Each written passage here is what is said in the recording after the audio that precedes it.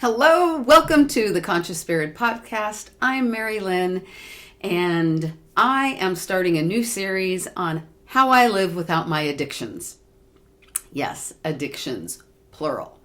What I want to talk about today is kind of an overview of my experience, my opinions, and my direct connection with Source on the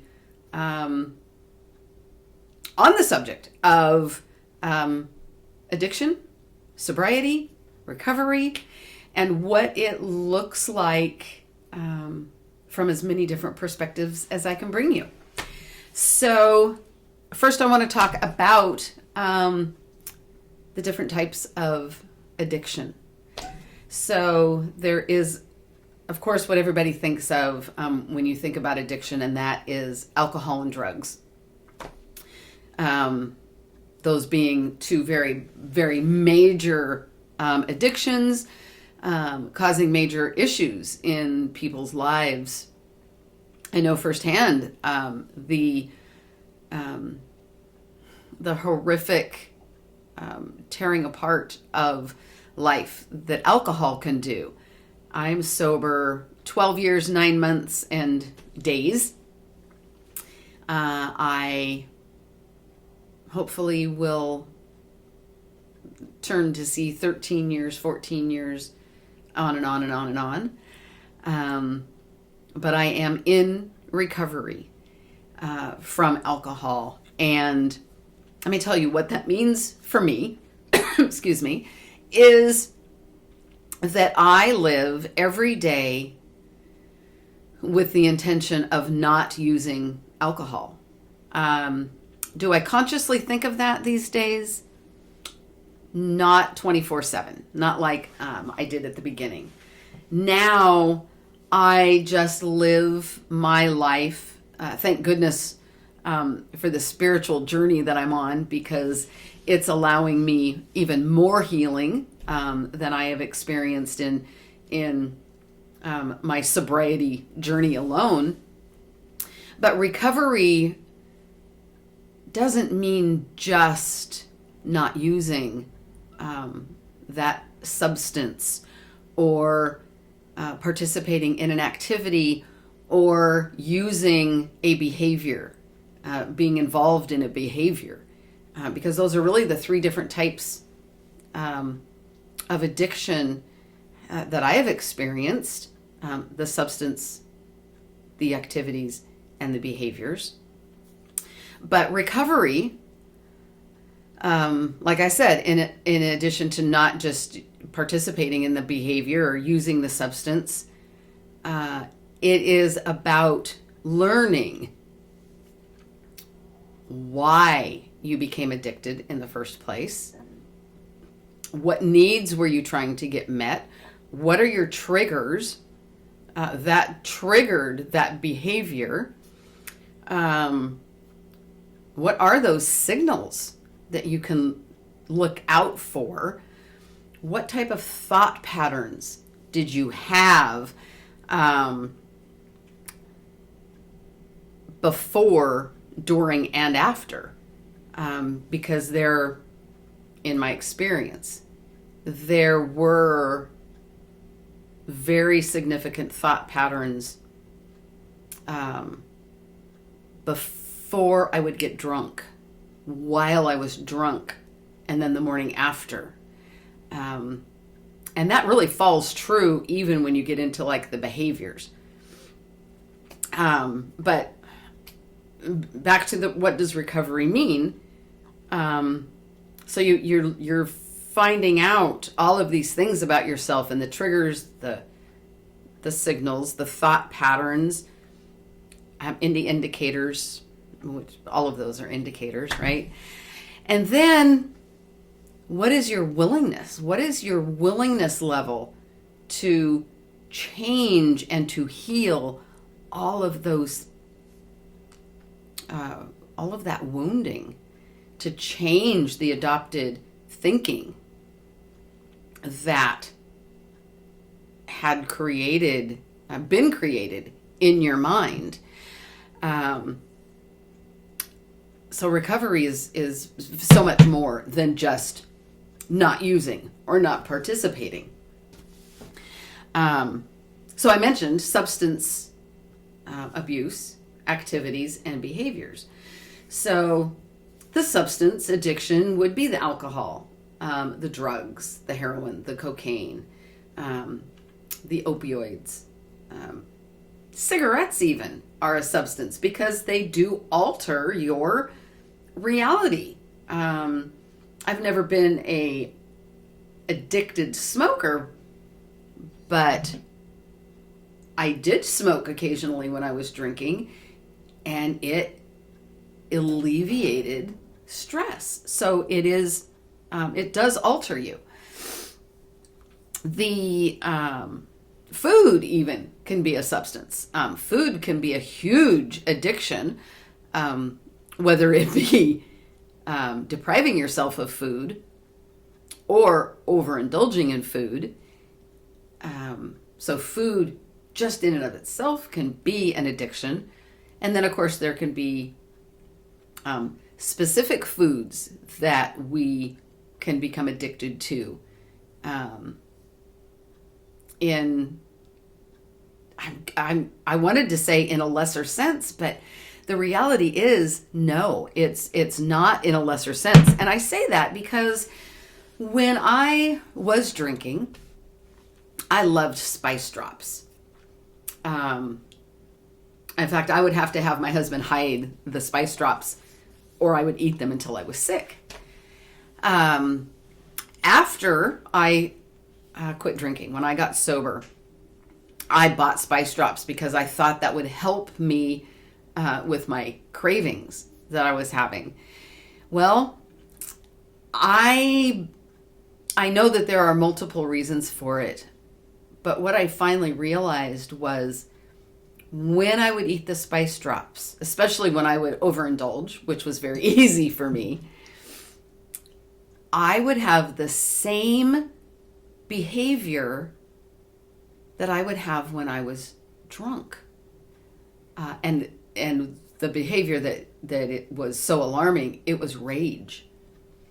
I remember one afternoon eating some spice drops, and then I don't remember what the incident was, what happened or what was said. I flew off the handle. I may have been home alone, actually, now that I'm thinking about it. Something didn't go the way I thought it was supposed to go, and I exploded. And I remember going, my gosh, that was just like being in an almost blackout drunk, because I would get so rageful. It was very frightening. And the bag of spice drops, I was home alone, because I remember now when my husband got home from work, I gave him the bag and said, take these to work. You eat them, you give them away, I don't care, or they're going in the garbage. I cannot have spice drops. I have not had a spice drop since. I look at a spice drop now and I might as well be smelling a bottle of booze, because it's so awful. Lost my word, but anyway, I don't have spice drops anymore because it triggered a similar behavior. So I told that story because I wanted to say that food addictions can be lesser than like a heavy substance addiction, but not really. It can still be so detrimental to us. So there's our substances. And no, I didn't name them all, and that's okay. Activities. Gambling. Shopping. Shopping. Oh, I don't even want to talk about shopping. Luckily, I have not had a severe shopping addiction, but I do know people that have had severe shopping addictions, and they are just as detrimental to your self-esteem, to the family unit, to your everyday life, as anything else. Sex addictions are huge and hugely dangerous.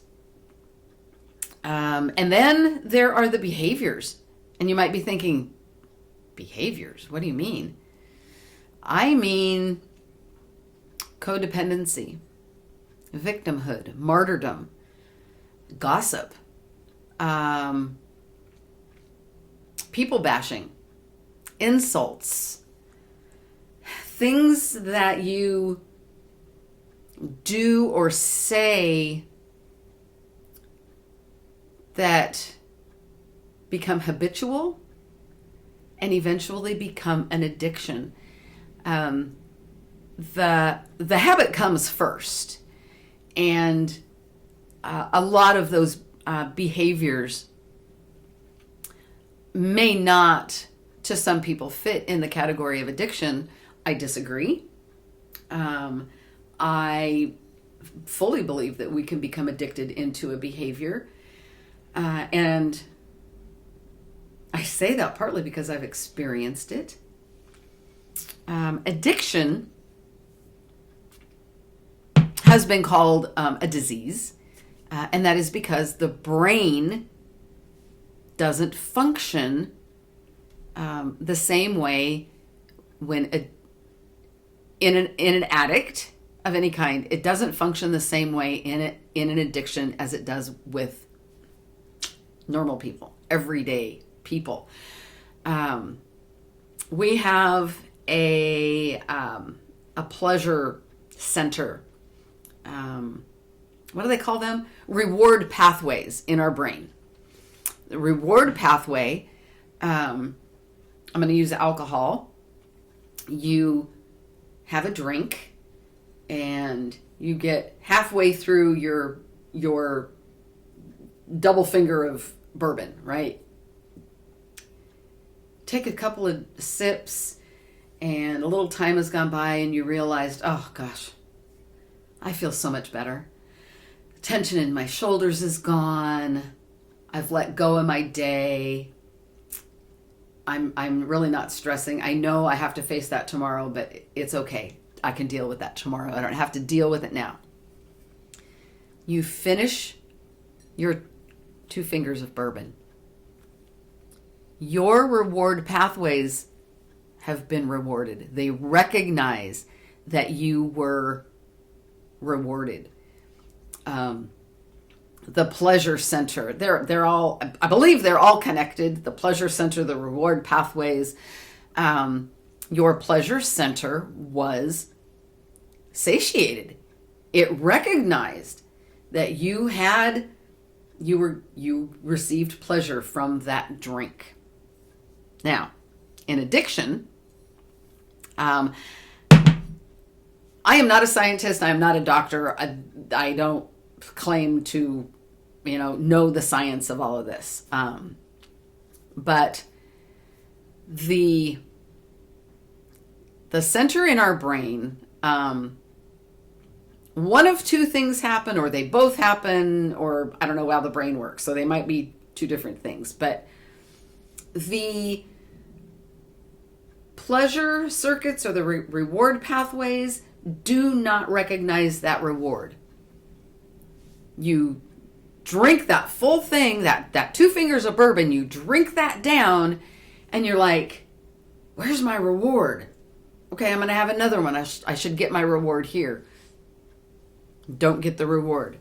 So you keep drinking. You're chasing that reward. Or your pathways is overloaded. It's like overwhelmed, like, whoa, that was such an awesome reward. It's like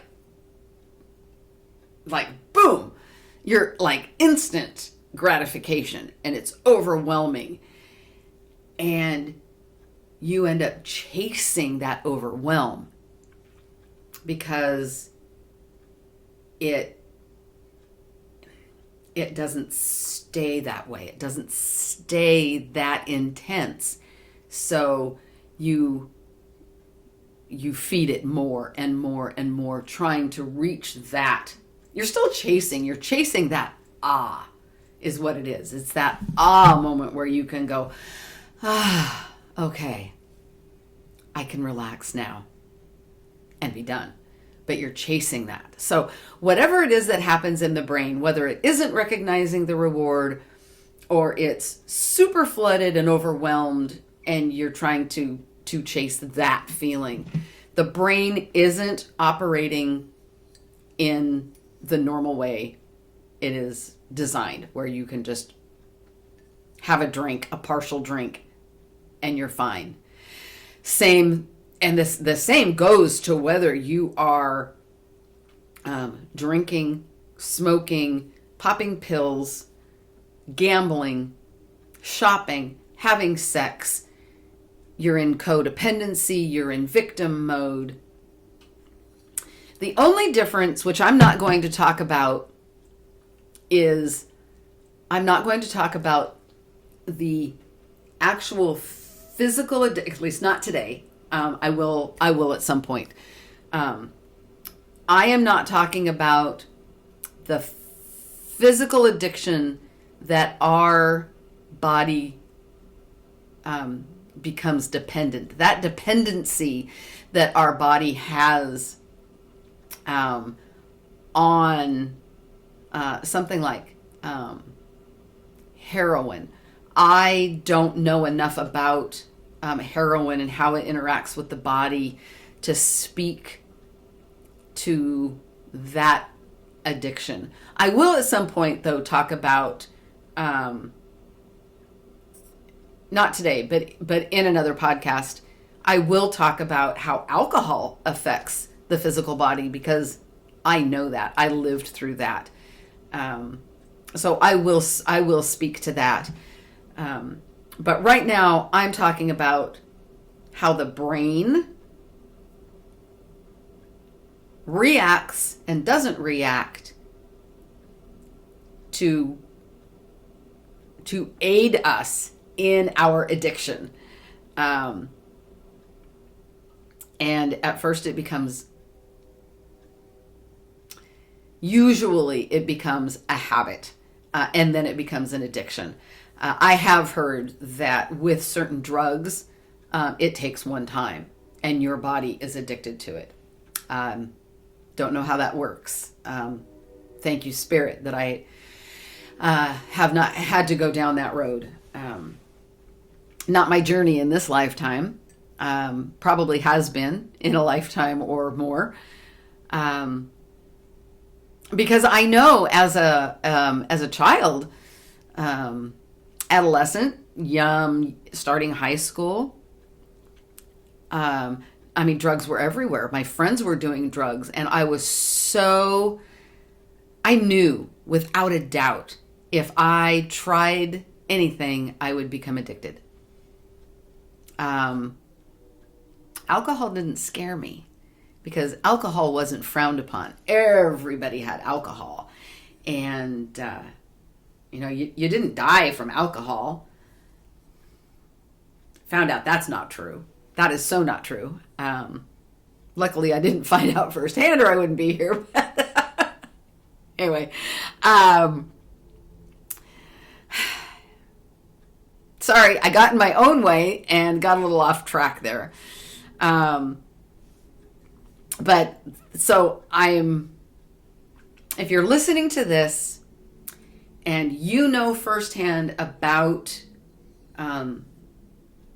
addiction, the physical body addiction with drugs, and you don't agree with something I say, please know I am ignorant in the area of drugs because I have stayed away from drugs out of fear. So please feel free to put in the comments if you have an experience that is other than what I say and you would like to share it with me. I am very open to anything that I can learn. So I appreciate that. I also ask that you be kind And I don't mean any disrespect if I say something that does not land for you directly. If you experience addiction and recovery or recovery in any capacity. My intention on doing this series is to hopefully reach someone that needs to hear what I'm saying, whether that's to start their own journey in recovery, someone who is in recovery that is feeling alone, and to really share some knowledge with people that that don't know anything about being in recovery or addiction. There is a group of people out there that believes we just make poor choices, that we have no self-control. And it goes so far beyond that. So far, far beyond that. So those are, some of my intentions in doing this podcast. Whew. Okay. It's time for me to get grounded again, get back in my channel.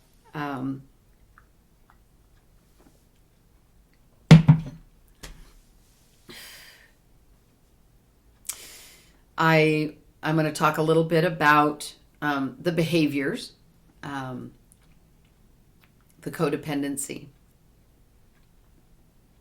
the victimhood, the martyrdom, the gossip, the bad-mouthing people. I know in my personal life that I fully believe that I have been addicted to codependency. I believe that I was at one time addicted to being a victim. And it's been through my spiritual journey that I have been able to recognize that both of those things were a huge problem for me. And to learn how to start my recovery in both of those areas, and to learn what triggers me to want to fall back into those behaviors. The biggest difference, I'm going to say, between a behavior addiction such as codependency or victimhood, gossip, and the substance or the activity like the gambling, sex, shopping, the biggest difference is with those behaviors, we are more than likely going to slip back into that behavior periodically throughout our life. Excuse me.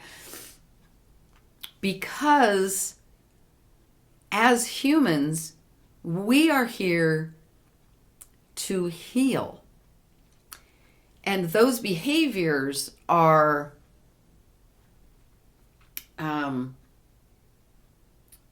huge indicators that some wounding is coming up. Some wounding is being shown to us for us to dive in a little deeper, and to really heal more of those layers of that wounding until we can get not only to the core of it, but to that crazy underground garage that maybe you've heard Pam and I mention. So I do not take lightly addiction and recovery, but I do feel that it is very important to include these behaviors because we can become addicted to them, and they are they're detrimental to us. And if we become addicted to codependency and victimhood, those are two of my have been two of my struggles, so I keep using them. But when we are fully in those behaviors, we are really sabotaging ourselves. Self-sabotage is self-sabotage makes a difficult life more difficult. We make life harder than it has to be, because life is hard enough on its own without us sabotaging ourselves through these behaviors. So I do plan on shedding more light on the differences between an addiction to a substance or an activity to a behavior. And I don't know how many episodes will be in this series. I think there's going to be quite a few, and I look forward to exploring what those are going to be. And if you have any thoughts on something you would like me to talk about in the area of addiction or recovery, please put them in the comments. All of our links are below our website, tcseverydaypsychics.com. Of course, we have this podcast YouTube channel, and we also have the main podcast at theconsciousspirit.net. So I think this must be the perfect time to wrap this up. I am very grateful for the opportunity to share my experience, my journey, and welcome to the journey with me. Take care, and I will see you soon. Bye.